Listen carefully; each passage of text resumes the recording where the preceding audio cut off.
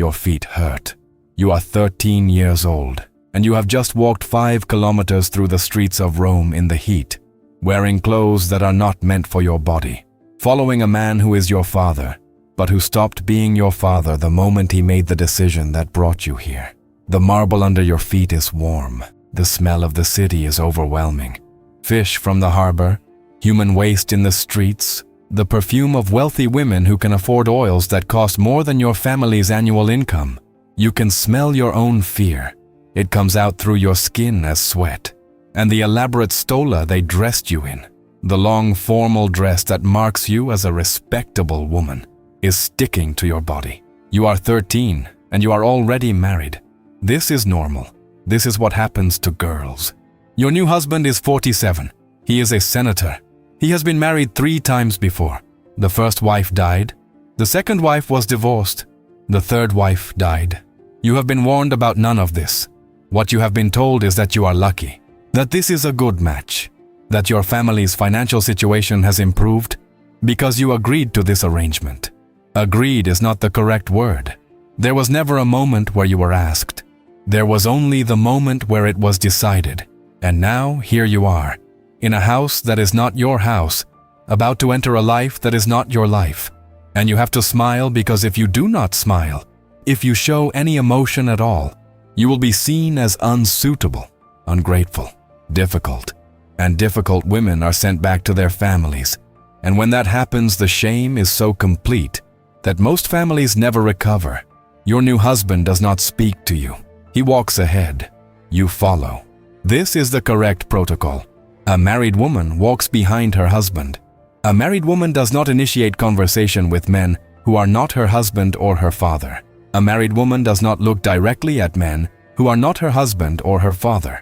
A married woman exists in a very specific space. Not invisible exactly, but not fully present either. You are an object that reflects your husband's status. The more beautiful you are, the more wealth he displays by having acquired you. The more obedient you are, the more respect he commands. You are a possession with a specific job, and that job is to reflect honor back onto the man who owns you. At 15, everything changes and nothing changes.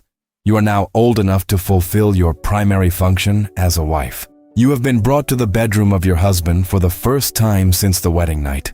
What happens in that room is not a question. What happens in that room is a right. Roman law is explicit about this. A husband owns his wife's body. He can do with it whatever he wishes. There is no concept of refusal. There is no concept of harm.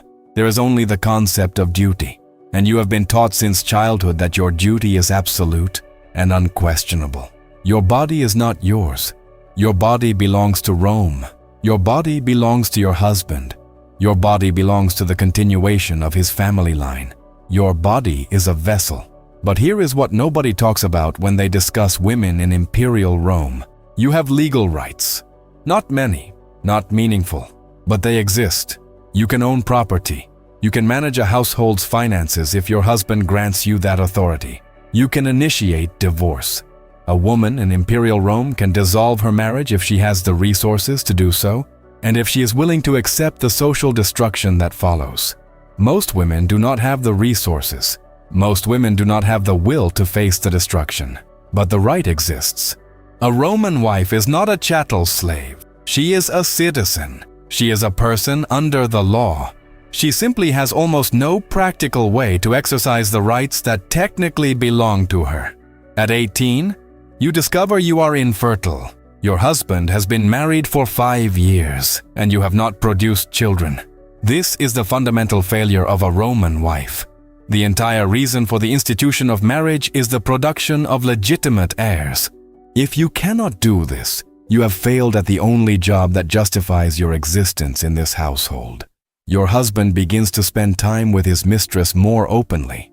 She is a slave, so her status is so low that his relationship with her creates no scandal. She can bear him children without affecting his reputation. She can be used sexually without any of the restrictions that applied to his wife. You, meanwhile, are now becoming useless. You are still owned. You are still controlled. But you are no longer needed. The choice arrives at 22. Your husband's family is discussing your potential divorce. A wife who cannot produce children is grounds for immediate dissolution of the marriage under Roman law. Your family will suffer the shame. You will return to them as damaged goods. Your prospects for a second marriage are nearly destroyed. But divorce also means freedom. Divorce means you can control your own property if you have any. Divorce means you might be able to live in relative independence if you manage your resources carefully.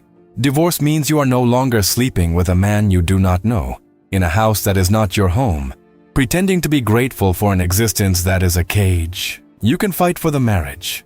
You can accept your role as a wife without children. You can live in permanent limbo, owned but unused, present but invisible, a legal person with no actual agency. Or you can accept the divorce and face the social destruction that follows. Either way, the outcome is the same. You are destroyed by a system that cannot tolerate female existence outside the bounds of control and reproduction. You choose the divorce. Your family suffers the shame.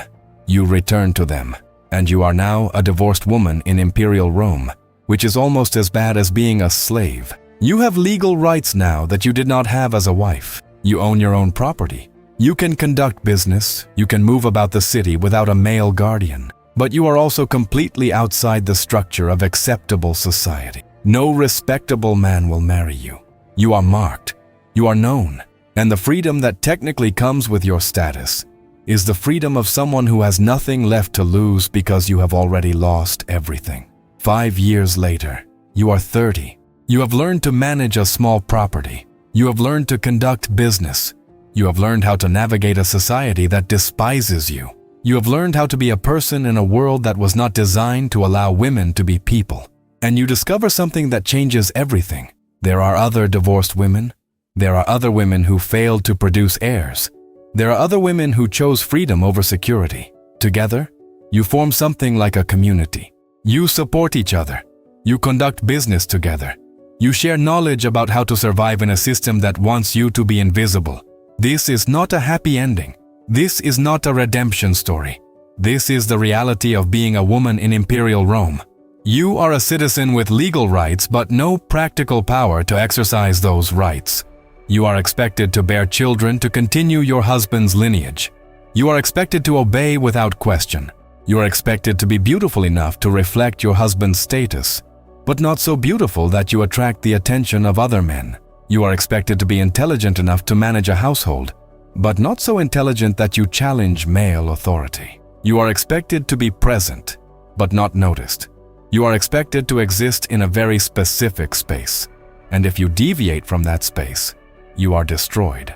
The real history of women in Imperial Rome is not the history of women who rebelled. It is the history of women who navigated an impossible system and found small moments of agency within it.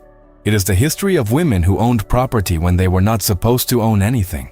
It is the history of women who initiated divorces when they were supposed to be grateful for any man who would have them. It is the history of women who, within the bounds of a system designed to erase them, found ways to be people. Next week on this channel, we are exploring a different world. A world where women had even less legal rights than in Rome, but where they had something Rome never gave them: power. We are talking about the wives of medieval warriors, women who controlled castles, who commanded armies, who ruled in the absence of men. If you want to understand how women found power in a world that was designed to take it away, subscribe now. Oh, before you go, if this video made sense to you, subscribe to the channel. This helps YouTube deliver this content to even more people. Also, leave your like. It's essential for our growth here on the platform. And if you want to support us even more, Super Thanks is right below and helps directly with the production of new content. Comment here where you're from. And thank you for watching us until the end. See you in the next video.